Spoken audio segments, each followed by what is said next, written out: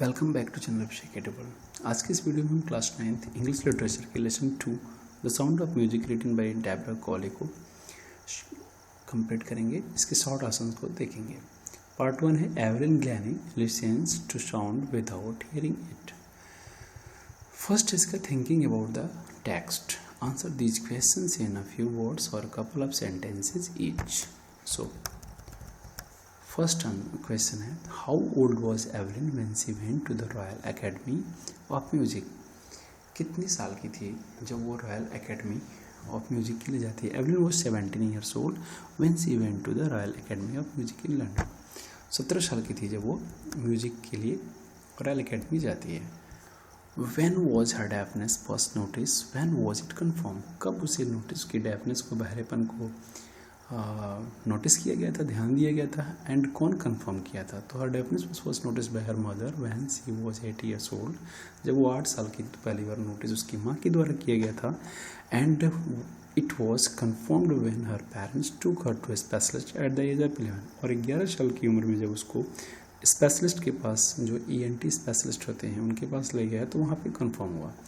Second portion है, answer each of this questions in a short paragraph. Short paragraph में आपको answer करना है। Who helped her to continue with music, what did he do and say. किसने उसे continue रहने के लिए म्यूजिक में हेल्प किया और उसने क्या किया, क्या कहा। रोनफॉब्स अ परकशनिस्ट मीन्स जो वादक होते हैं, इंस्ट्रूमेंटल होते हैं। Inspired her to learn music, उन्होंने क्या किया, प्रेरित किया उसे म्यूजिक सीखने के लिए।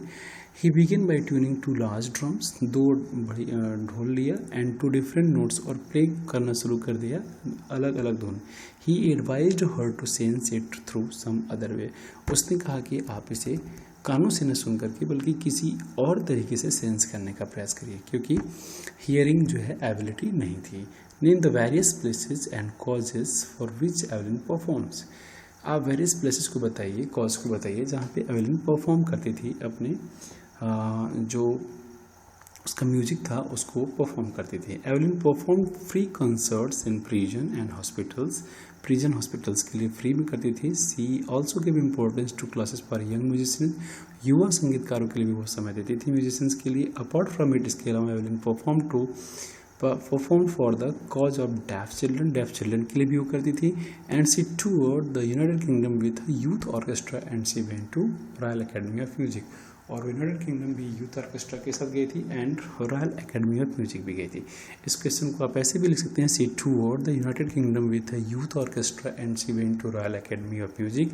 इसके बाद apart from it, Evelyn perform the free concerts in prisons and hospitals and she also gave importance to classes for young musicians. Apart from it, Evelyn performed for the cause of deaf children. चूँकि किसी के जीवन में जो सबसे अच्छे कार्य होते हैं उसको थोड़ा सा मेरे पॉइंट ऑफ व्यू से जो है मैं पहले रख दिया हूँ, इसलिए मैंने इसको ऐसा किया। आप उसे दूसरे तरीके से भी लिख सकते हैं। बी है understanding the text. Answer the following questions in about 25 words each. First question है इसमें, where was the slight girl seen, how old was she and why was she nervous yet excited। कहाँ पर पहली बार वो slight girl देखी गई and कितनी साल की थी और वो नर्वस भी थी और एक्साइटेड भी थी, ये क्या है। The slight girl was seen on the underground train platform, underground train platform पे उसे पहली बार देखा गया था। She was 17 years old looking younger than her age, वह 17 साल की अपनी उम्र से कम की लग रही थी। सी वॉज नर्वस, वह थोड़ी सी घबराई हुई थी। येट एक्साइटेड, फिर भी वह एक्साइटेड भी थी, उत्साहित भी थी, उत्तेजित भी थी। एज जैसे ही she feel the vibration of the approaching train, जैसे ही वह वाइब्रेशन को, आने वाली ट्रेन को की वाइब्रेशन को फील करती है, वैसे ही वो उत्तेजित होती है। Second one, what challenges did this aspiring musician face. Aspiring musician means जो म्यूजिशियन बनने के लिए वो लगातार स्ट्रगल कर रही है।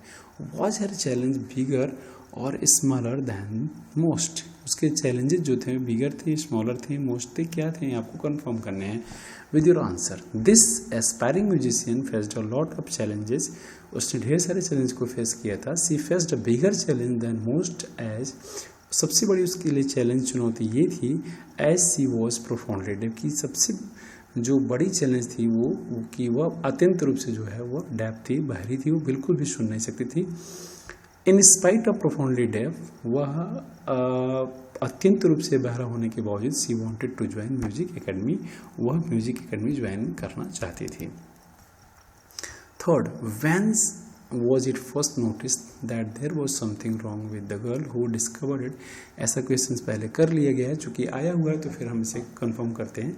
एवलिन्स deafness was noticed first by her mother at the age of 8 years old. 8 साल की अवस्था में नोटिस कर लिया गया था उसकी माँ के द्वारा। When they called her name to play with piano and she did not move, it was discovered by a specialist. एक स्पेशलिस्ट के द्वारा इसे डिस्कवर किया गया था। For quite a while, says Isabel, what did she manage to conceal for quite a while? थोड़ी देर के लिए, कुछ समय के लिए उसने क्या मैनेज किया, क्या छिपाने का प्रयास किया? इज़ाबेल कहती हैं, Isabel said that for quite a while she managed to conceal her growing deafness from friends and teachers. कुछ समय के लिए उसने क्या किया, अपने टीचर्स से, अपने फ्रेंड्स से जो है अपने बहरेपन को छिपाने का प्रयास किया। लेकिन जब उसके मार्क्स कंटिन्यू डिटेरियोरेट होने लगे तो उसकी हेड मिस्ट्रेस ने इनके पेरेंट्स को बुला करके एडवाइस किया कि वो किसी स्पेशलिस्ट को दिखाएं हैं, और जैसे ही दिखाते हैं वैसे ही वो कहते हैं कि इसको जो है नर्व्स डैमेज हो गया है। Okay, what was discovered when Evelyn was 11? I think आपने पूरा पढ़ लिया होगा, तो हम अब शॉर्ट आंसर्स कर रहे हैं, क्वेश्चंस देख रहे हैं। तो क्या डिस्कवर किया गया, और व्हाट वाज डिस्कवर्ड, क्या डिस्कवर किया गया व्हेन एवलिन वाज 11, जब वो 11 साल की थी। Her deafness was discovered when she was 11 years old, जब 11 साल की थी तो उसकी डेफनेस को क्या किया गया, डिस्कवर किया गया। ओके, क्वेश्चन नंबर 6 है, when did Evelyn decide she wanted to play it? What did she want to play? क्या व्हेन डिड एवलिन डिसाइड, कब उसने निर्णय लिया कि उसे भी बजाना है, एंड वो क्या बजाना चाहती थी, ऐसा क्वेश्चन है। सी थॉट फॉर्मली, वो बहुत ही दृढ़ता के साथ सोची that she lead a normal life, वो एक साधारण जीवन जिएगी जिससे कि सब लोग जो है नॉर्मली जीते हैं। And pursue her interest in music, और अपने इंटरेस्ट को, रुचि को जो कि म्यूजिक में था उसको परस्यू करेगी, उसको फॉलो करेगी। One day she noticed a girl playing a xylophone, एक दिन उसने देखा कि एक लड़की जो है जाइलोफोन बजा रही थी। And this one is and decided that she wanted to play it too, उसने भी निर्णय ले लिया कि वो भी जो है उसे बजाएगी। 7th one, what was Ron Forbes advice to her? Ron Forbes जो परकशनिस्ट थे, उसके टीचर थे इंस्ट्रूमेंटल, उन्होंने क्या एडवाइस की? Ron Forbes advised her not to listen through her ears but try to sense it some other way, उन्होंने कहा कि कानों से न सुन के किसी और मैनर से जो है उसे सेंस करने का प्रयास किया जाए, और उसने ऐसा ही किया और वह एक मल्टी परकशनिस्ट बन जाती है।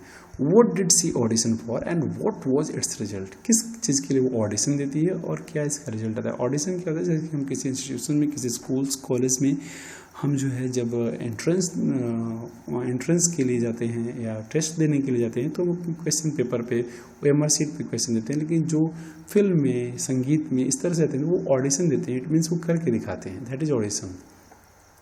सी audition for the Royal Academy of Music in London, वह रॉयल अकेडमी म्यूजिक के लिए लंदन में जो है ऑडिशन देती है। And she scored one of the highest marks in the history of the academy, और वह उस एकेडमी में सबसे ज़्यादा नंबर लाती है। उसके इतिहास में, उसकी हिस्ट्री में कोई इतना नंबर नहीं लाया था। बीइंग लो हेयरिंग, मतलब उसकी हेयरिंग भी नहीं थी, उसके बावजूद उसने क्या किया, सबसे ज़्यादा नंबर लिया। इसलिए हम जो चाहें अगर मन से काम करें तो निश्चित रूप से हमें सफलता मिल जाएगी। Which 2 additional languages did she manage to learn? कौन सी 2 एडिशनल लैंग्वेज भी उसने जो है सीख लिया आफ्टर उसकी, जब वो हेयरिंग नहीं थी। एडिशनल मीन्स अतिरिक्त होता है। In spite of her deafness, अपने डेफनेस के बावजूद, she manage to learn 2 additional languages, French and master basic Japanese. Scottish तो उसको आती ही थी क्योंकि बाय बर्थ जब वो 8 ईयर्स की थी तब तक तो सुन सकती थी, 11 तक भी लगभग था, 11 में कम्प्लीटली वो डेफ हो जाती है। तो उसके बाद जो है स्कॉटिश के बाद फ्रेंच और वो मास्टर बेसिक जापानीज सीख लेती है। Question number 10, what happens when she removes her shoes on a wooden platform? Wooden platform पे लकड़ी का जो मंच होता था उस पर जो है वो अपने शूज को उतारती थी, ऐसा क्या?